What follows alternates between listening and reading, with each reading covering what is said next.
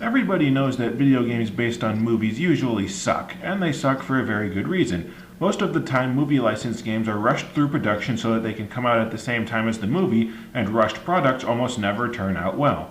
The extremely rare exception to this rule was Spider-Man 2 back in 2004. Spider-Man 2 was actually pretty good. It had an open world that you were free to explore with Spider-Man's web-swinging abilities. Web-swinging was completely overhauled, which made actively exploring a lot of fun, and the game had a ton of content. Spider-Man 2 was a great game, and it's a title that I strongly recommend. When the ill-fated Spider-Man 3 movie rolled around, obviously another video game had to be made. And since Treyarch had found lightning in a bottle with Spider-Man 2, they pretty much just remade the game only with a slightly bigger map. So why does Spider-Man 3 suck? The game is a copy of Spider-Man 2, which was awesome. How did this game turn out so bad?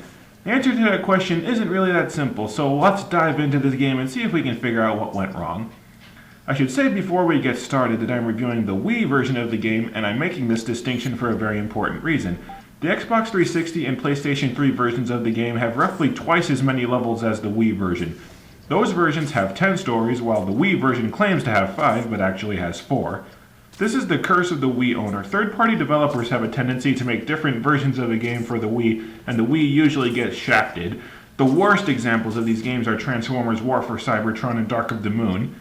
Actually, come to think of it, Spider-Man 3 and the Transformers games were all published by Activision. Kiss my ass, Activision, right after Ubisoft is done back there. I really like the picture of Spider-Man on the game's title and loading screens. This picture captures perfectly how I feel when I think about how I paid money for this game. First complaint that needs to get out of the way, this game's graphics look like crap. It's a very rare and special thing when a game's pre-rendered cutscenes look worse than its in-game graphics. Jeez, lady, what is wrong with your face?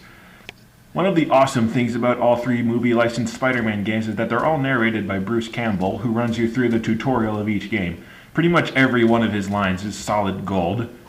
In real life, it's called assault and battery. But in here, it's called melee combat, and it's just good, clean fun. Feeling lost? Need direction? Well, you could join a cult. What would Spider-Man be without his spider powers? I'll tell you, he'd be Man. Is that what you came here to play? Man 3? Well, I'd give Man 3 a shot. It couldn't be any worse than this crap.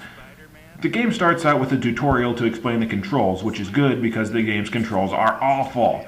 You jump by holding and then releasing the Z button, but no matter how little you charge a jump, Spider-Man will always jump high enough to reach the ceiling. You perform weak attacks by swinging the Wii remote, and you perform heavy attacks, which are meant to combine with your weak attacks, by pressing the A button.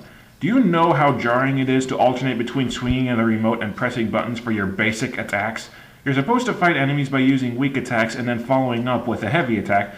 Because of the nature of remote flailing, you'll usually accidentally perform more weak attacks than you intended and screw up your fighting combo, which usually results in taking damage.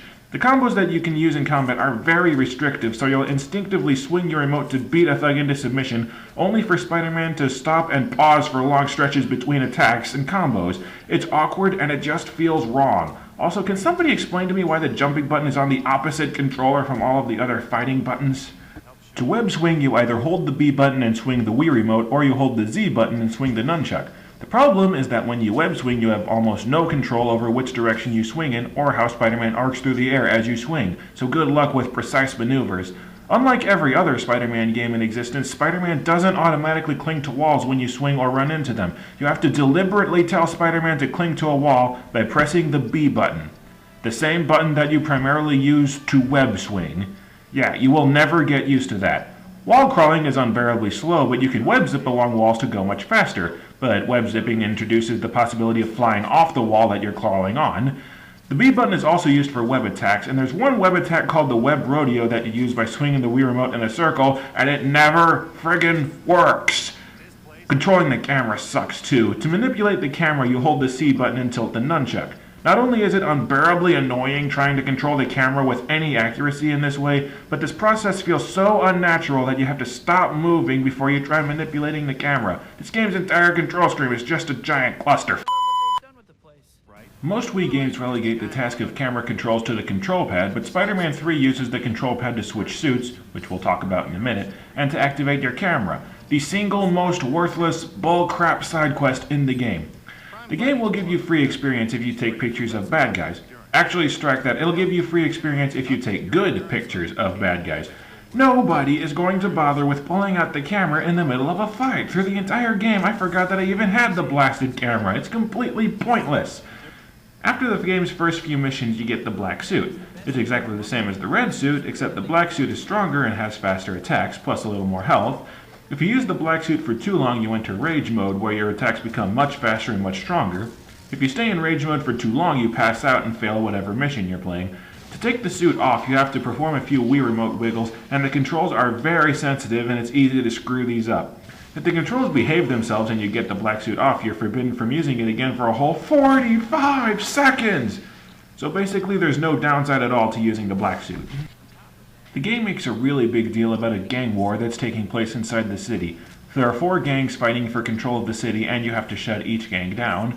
Fighting the gangs is pretty much the only side quest that the game has. Throughout the city are informants that represent either police or a specific gang. When you talk to an informant, you'll trigger a crime patrol. Each crime patrol lasts 3 to 4 missions, and damn near every mission boils down to finding and beating up gang members. Do you have any idea how tedious it gets doing the same go here and beat up identical enemies mission during every single crime patrol? It's freaking boring! What makes it worse is that, aside from their character skins and voice accents, each gang is identical to the others. They all fight the same, and they all give you the exact same missions.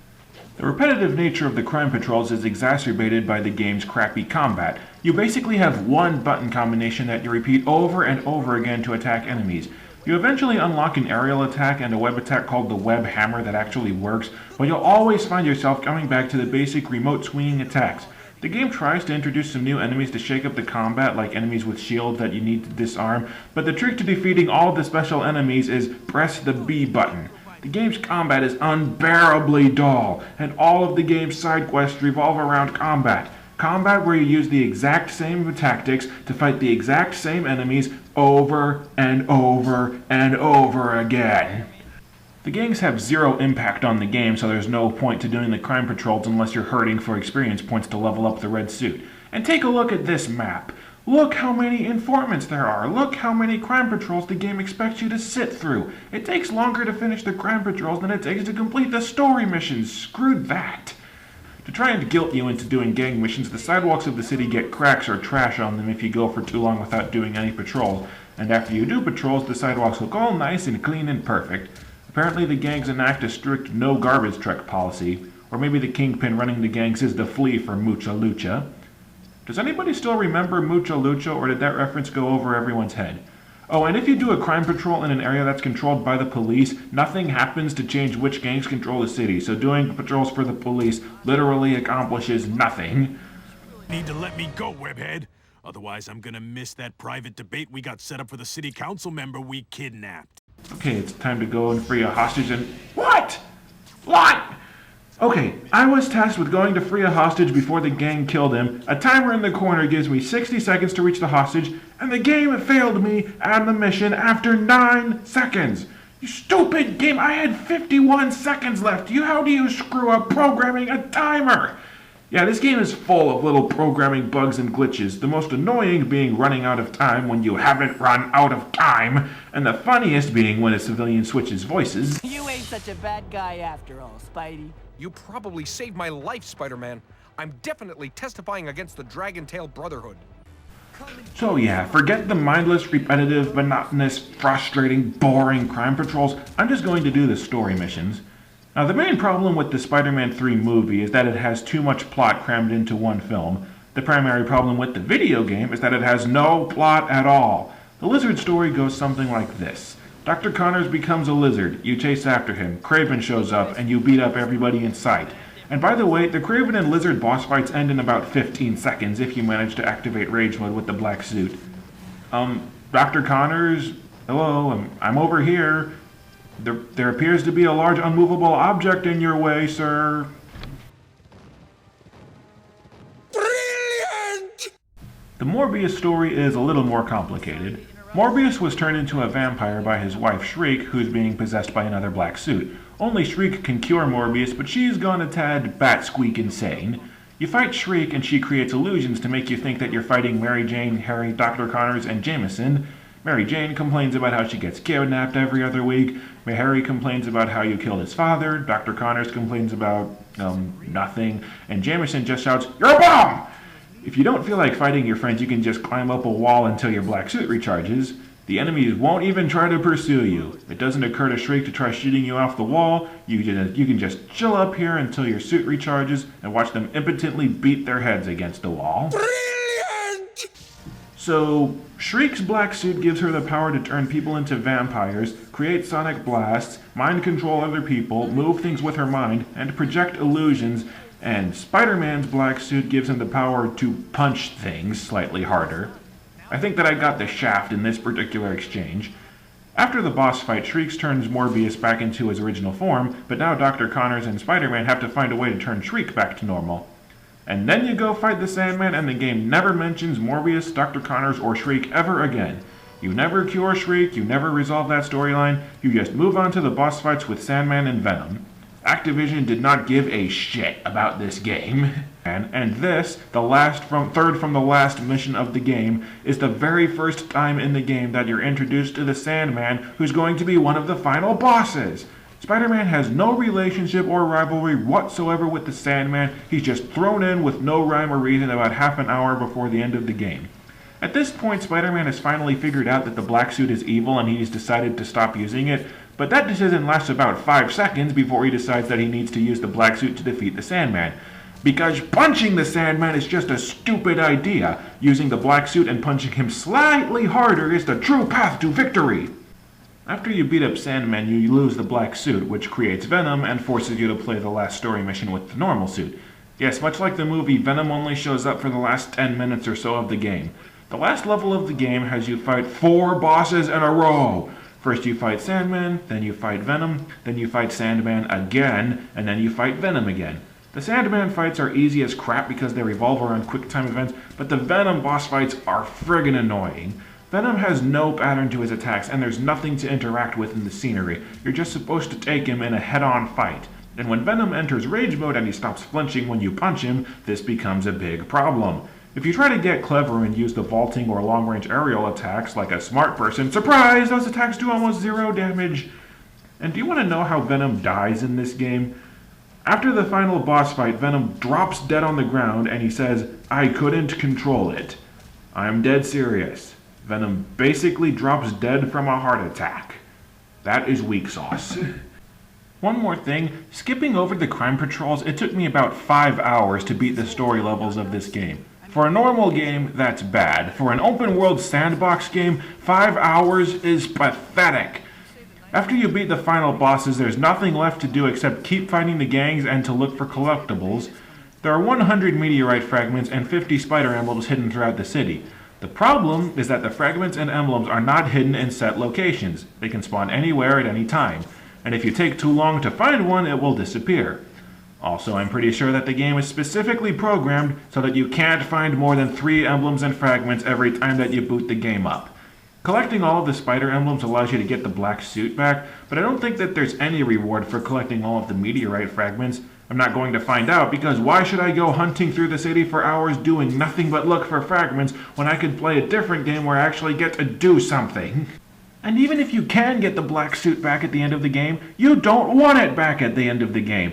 By the time that you've defeated all of the gangs, you've got more than enough experience points to level up the red suit so that it's stronger than the black suit. It's just a hindrance this late in the game.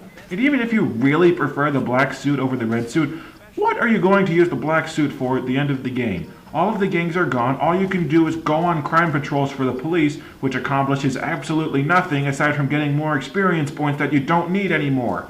So I guess that what I'm saying is, once you've completed the game's main story, you've officially seen everything that there is to see in the game. You can keep fighting repetitive gangs to get upgrades that you don't need, and you can keep looking for collectibles that don't have any significant reward or payoff, and that's it. That's what, 2 side quests for the entire game? I don't think that I can find sufficient words to describe how absolutely boring this game is. This is the first review I've done where I had to replay the game from scratch to write my review, and replaying this game was an absolute chore.